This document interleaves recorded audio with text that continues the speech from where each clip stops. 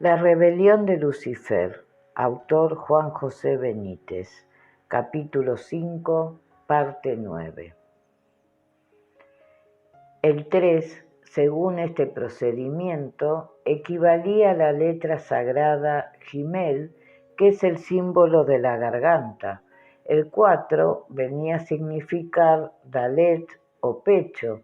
El último, el 2, corresponde en hebreo a la letra Bet o boca como órgano de la palabra humana. Curioso, musitó Sinué perplejo, muy curioso. Desde un punto de vista esotérico, aquellas tres palabras, boca, garganta y pecho, estaban casi gritando que quizás la pronunciación de algún sonido o mantra mágico, como ya había ocurrido en la cúspide de la pirámide, podría franquearle el camino. Pero, ¿qué palabra o palabras formaban esa clave? El siguiente hallazgo llegó por sí solo. Al sumar las tres hileras de cautivos, aparecía el no menos sagrado 9. Y Sinué, poniéndose en pie, sintió cómo se aproximaba a la solución. Siguiendo el mismo procedimiento cabalístico, este número, el 9, tenía su equivalente en la letra hebrea Tet. ¿Y cuál es su oculto o esotérico significado?, se preguntó el investigador, que, por supuesto, conocía la respuesta. Oculta muralla o pared, sentenció en voz alta, al tiempo que, gozoso, golpeaba el tabique con ambas palmas. Erigida para guardar un tesoro y cuidar de un objeto querido, en medio de peligros. Jesucristo, ¿cómo no me he dado cuenta mucho antes? Ahora aparecía con mayor claridad. Alguna palabra de profundo e intenso poder que brotara del pecho, garganta y boca de un ser humano era el oculto medio para derribar, abrir o anular aquel obstáculo. Procurando dominar su ansiedad, buscó entonces el segundo sello. Esa clave de existir tenía que esconderse en los jeroglíficos que acababa de descifrar. Pero, ¿dónde? ¿En qué palabra o frase? Tras repasar cada vocablo, comprobó que ninguna de aquellas expresiones guardaba relación con la clave que buscaba. Y si probara con el total de las palabras, se animó a sí mismo.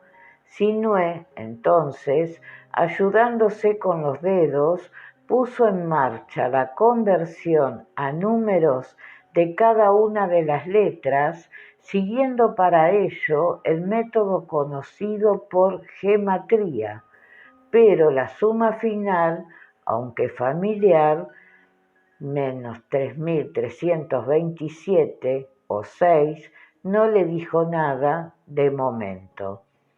En un nuevo asalto al mensaje, se inclinó por deletrear cada sílaba procediendo a la suma de las mismas, y surgió lo inesperado. 72 sílabas, se preguntó incrédulo. Al contar de nuevo comprendió que estaba en lo cierto. 72.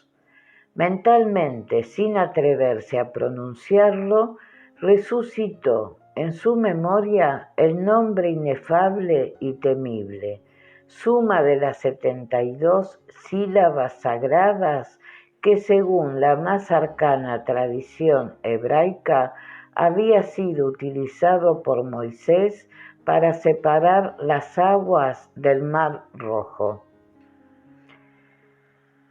Shem HaMeforás.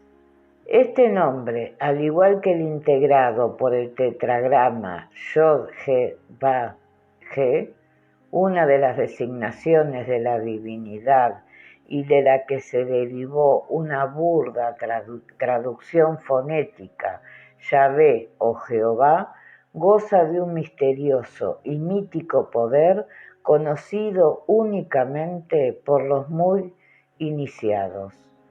Ahora lo veía con claridad. Para tener acceso al otro lado, una cámara funeraria sin duda, había que pronunciar el nombre que sintetizaban aquellas 72 sílabas, al que podía llegarse únicamente mediante la interpretación cabalística y complementaria de ambos sellos reales. Toda una compleja pero eficaz medida de seguridad para preservar el tesoro que, indudablemente, se esconde detrás de este muro, dedujo Sinué, convencido de hallarse a un paso de la verdad que tanto anhelaban él y su desaparecida compañera. Y tras una minuciosa revisión de sus cálculos, se situó frente al sello valado, dispuesto a pronunciar el nombre inefable y temible con todo el respeto y solemnidad de que era capaz. Inspiró profundamente, llenando al máximo sus pulmones.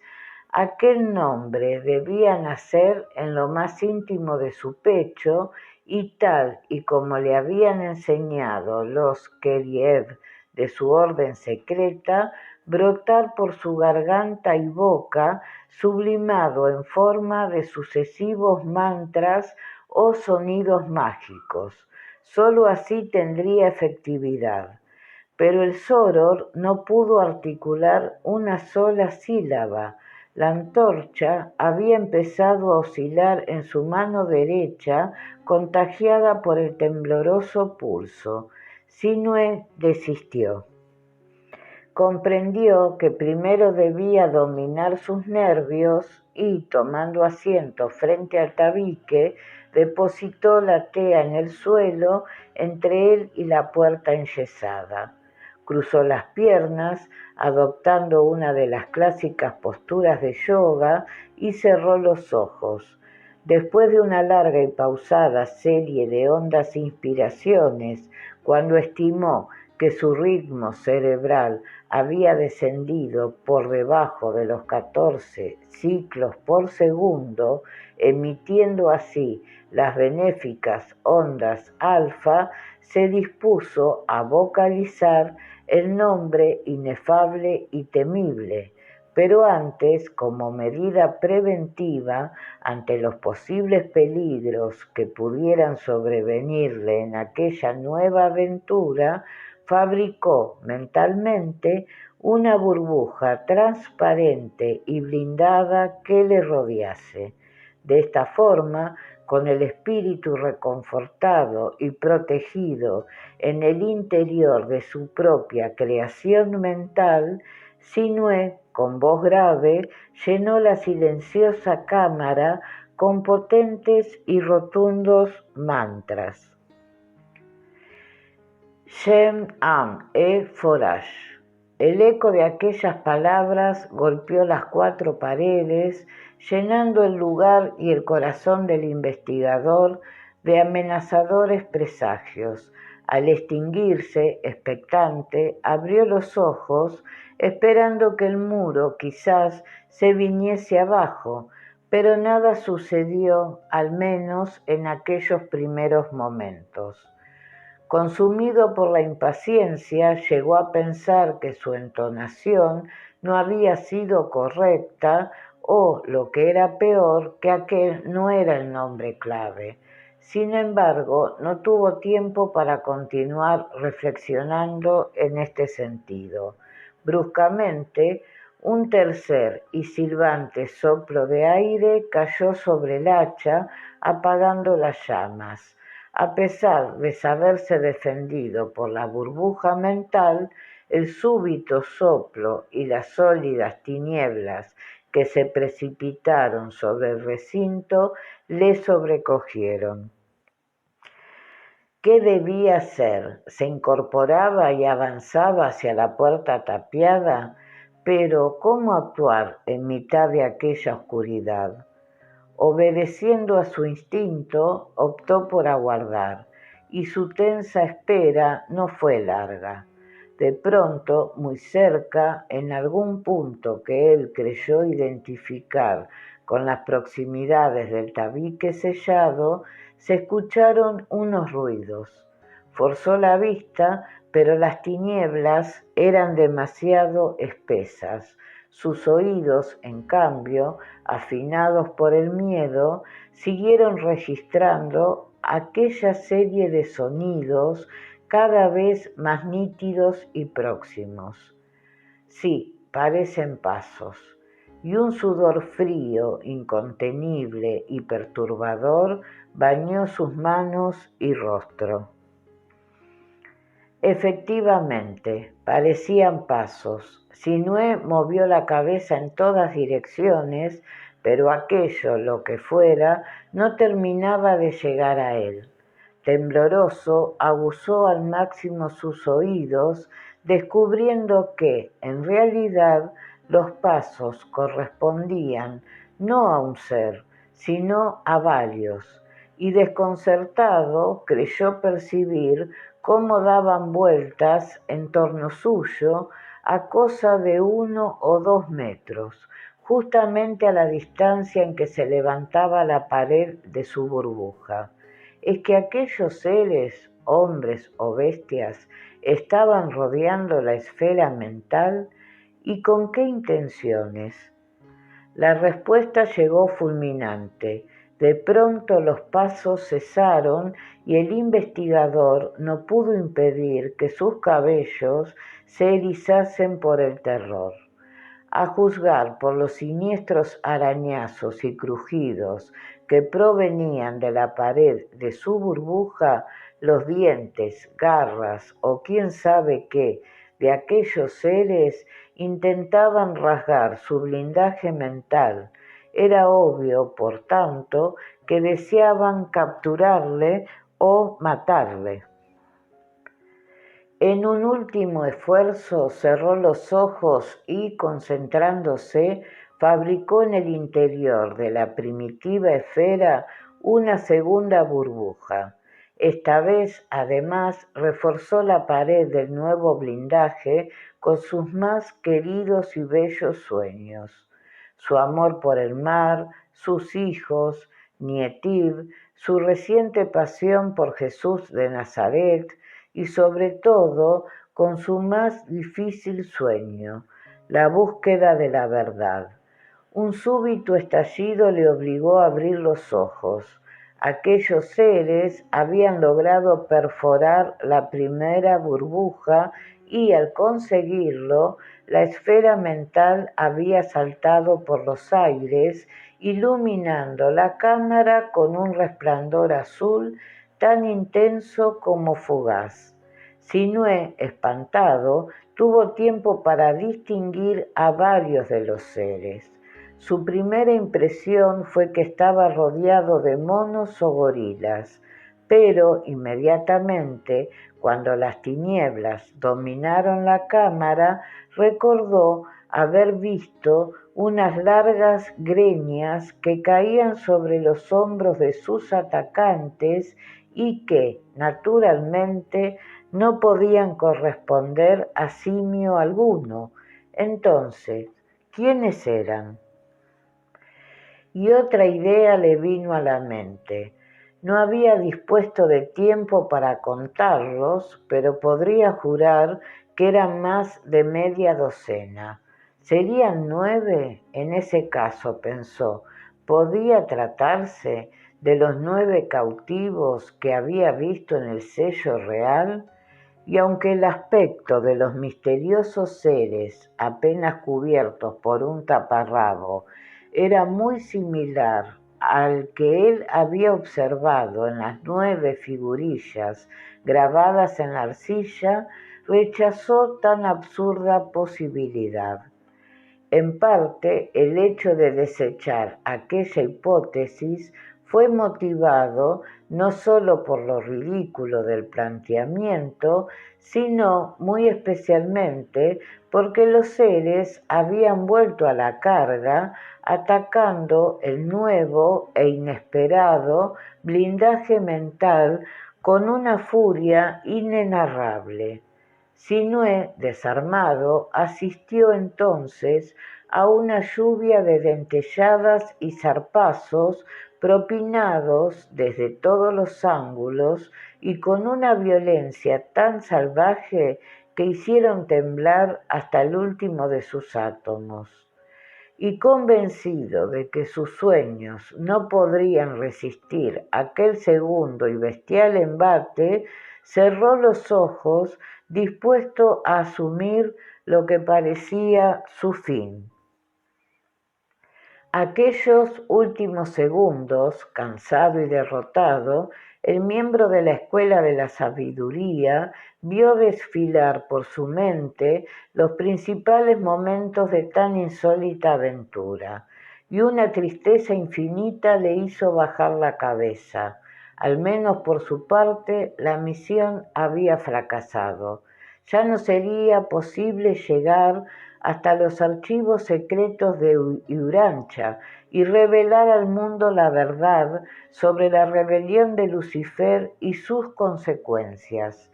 En esos críticos instantes, mientras los encolerizados seres golpeaban cada vez más violentamente la pared de su última protección, Sinué hubiera deseado llorar, pero su corazón agostado, no respondió.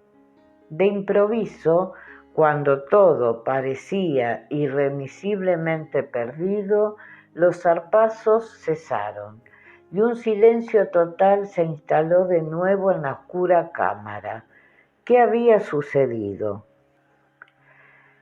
Sinué levantó el rostro, sintiendo como su segunda burbuja seguía allí, intacta y hermética.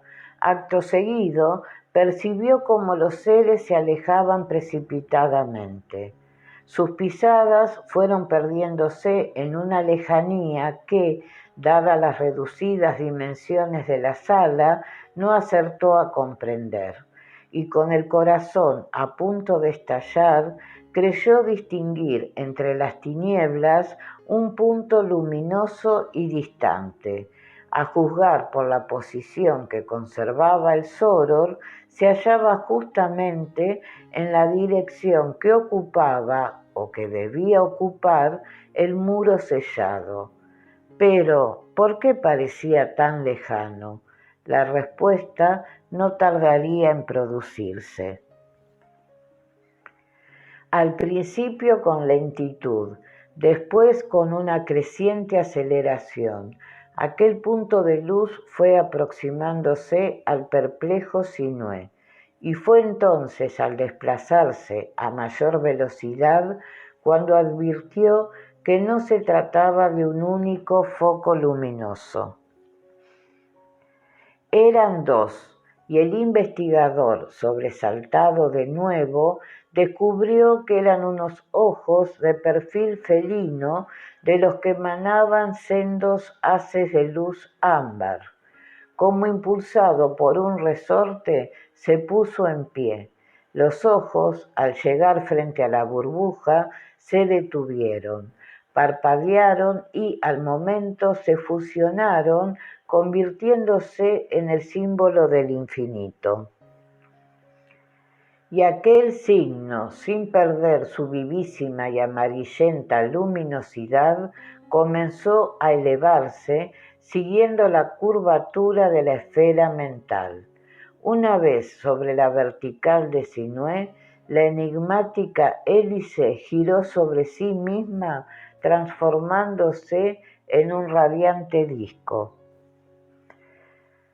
Y de ella partieron miles de finísimos rayos igualmente ambarinos que, al contacto con la esfera de los sueños, se derramaron por su superficie en forma de oro líquido.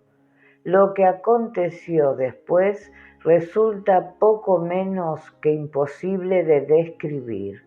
En medio de un baño de luz dorada, la burbuja se desintegró en silencio y lentamente ingrávidas y majestuosas, cada una de sus partículas convertidas ahora en miles, quizás millones de diminutos sueños, fueron posándose sobre el cuerpo de Sinué. Maravillado, conforme los veía cubrir su piel, cabellos y ropa, fue identificando muchas de las ilusiones que había tenido a lo largo de su vida. Allí, como rutilantes y minúsculas estrellas doradas, aparecieron los más entrañables y lejanos sueños de su niñez, de su juventud, y también los últimos y cada vez más escasos de su madurez. Inexplicablemente, ni una sola de aquellas ilusiones había perdido la pureza de su primitiva ingenuidad ni el dorado brillo de su belleza. Levantó entonces sus ojos hacia el símbolo del infinito, pero por más que buscó, la hélice había desaparecido, y allí quedó enfundado en el más sorprendente traje que jamás hubiera podido imaginar.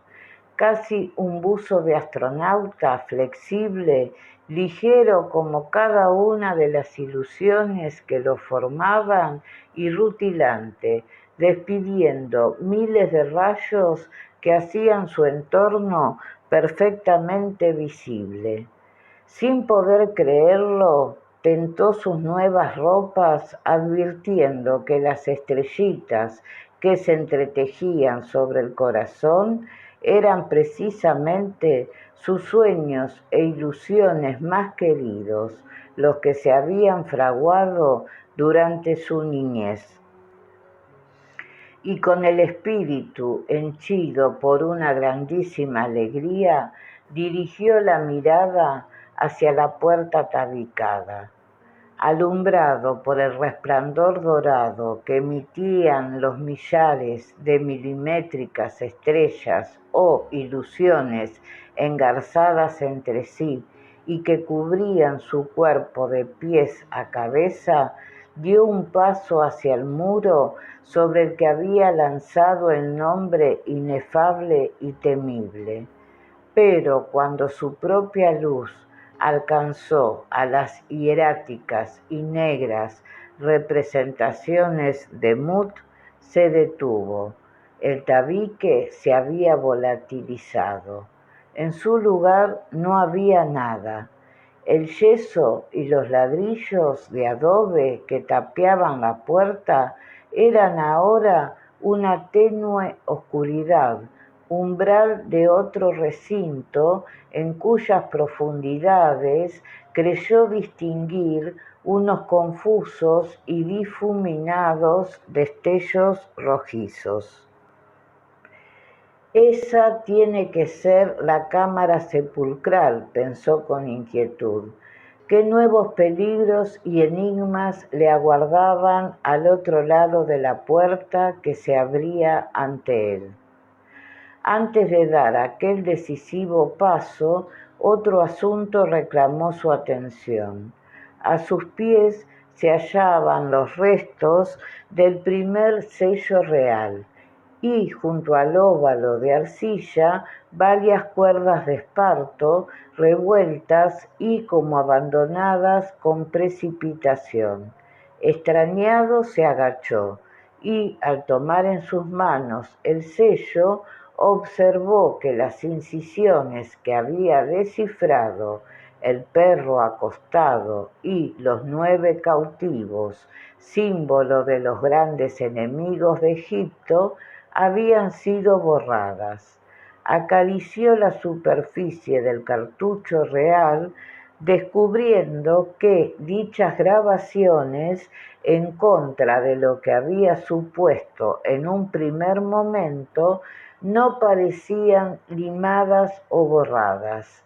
Simplemente, como ocurría con los escombros de la puerta tabicada, se habían esfumado. Aquello y el hallazgo de las cuerdas dejó al investigador sumamente intrigado, y al contar los renegridos cordeles, el presentimiento que ya le había rondado cuando se encontraba encerrado en la burbuja mental, resucitó como un huracán.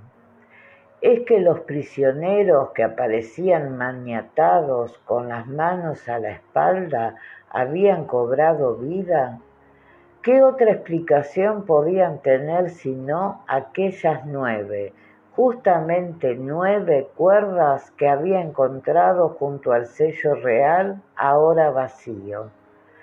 Si esta fantástica idea se confirma, meditó clavando su mirada en la penumbra escarlata de la cámara que le aguardaba, es casi seguro que las bestias que destruyeron la primera esfera hayan huido en esa dirección. Y un escalofrío volvió a tensar la piel de su espalda. Esta inquietante hipótesis podía significar un nuevo enfrentamiento con los cautivos, suponiendo que hubiesen huido hacia la mencionada sala. Durante breves instantes dudó. ¿Qué debía hacer con las cuerdas y el óvalo de barro? ¿Los dejaba allí y se adentraba definitivamente en la cámara que tenía enfrente? ¿O, por el contrario, lo llevaba consigo? Una vez más se dejó arrastrar por su intuición y, separando con gran delicadeza las estrellas que ocultaban uno de sus bolsillos, guardó el sello real. Al momento, aquellas ilusiones, como si tuvieran vida propia, recuperaron su posición inicial, cerrando el hueco dejado por la mano de Sinué.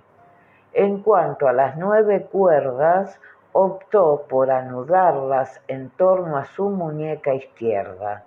Por último, tras inspirar profundamente, cruzó el umbral con paso decidido. Al entrar en aquella desahogada estancia, Sinué comprendió por qué los felinos y luminosos ojos que había visto desde el interior de su burbuja mental le habían parecido tan lejanos. En una primera observación, inmóvil y emocionado, tras cruzar la puerta, calculó que se hallaba en una cámara de unos 5 por 7 metros por otros 3 de altura aproximadamente. El silencio, si cabe, resultaba más profundo, casi sagrado, y entendió igualmente el porqué de la penumbra escarlata que había advertido desde el otro lado. Los muros situados a derecha e izquierda, es decir, los más pequeños, presentaban una serie de curiosas antorchas empotradas oblicuamente y a cosa de 1,5 metros del suelo. El excitado miembro de la escuela de la sabiduría no tardaría en descubrir que aquellas teas, en realidad, no eran tales, pero no nos adelantemos a los acontecimientos. Desde el primer instante solo tuvo ojos para un enorme bulto que se levantaba en el centro geométrico de lo que él consideraba una cámara sepulcral. Una tumba que, de acuerdo con las inscripciones del segundo sello real, quizás contenía los restos del faraón Tutankamón, fallecido hacia enero del año 1343 a.C. Sin embargo, su sentido común, a pesar de lo vivido hasta entonces, seguía rebelándose contra una hipótesis tan absurda. El mundo entero había asistido en noviembre de 1922 al formidable hallazgo en el Valle de los Reyes de la entrada a la tumba subterránea del mencionado rey. Carter, su descubridor, tras una laboriosa excavación, había abierto el sarcófago de Tutankamón en 1923 y la momia del faraón, examinada y reconocida por un sinfín de expertos.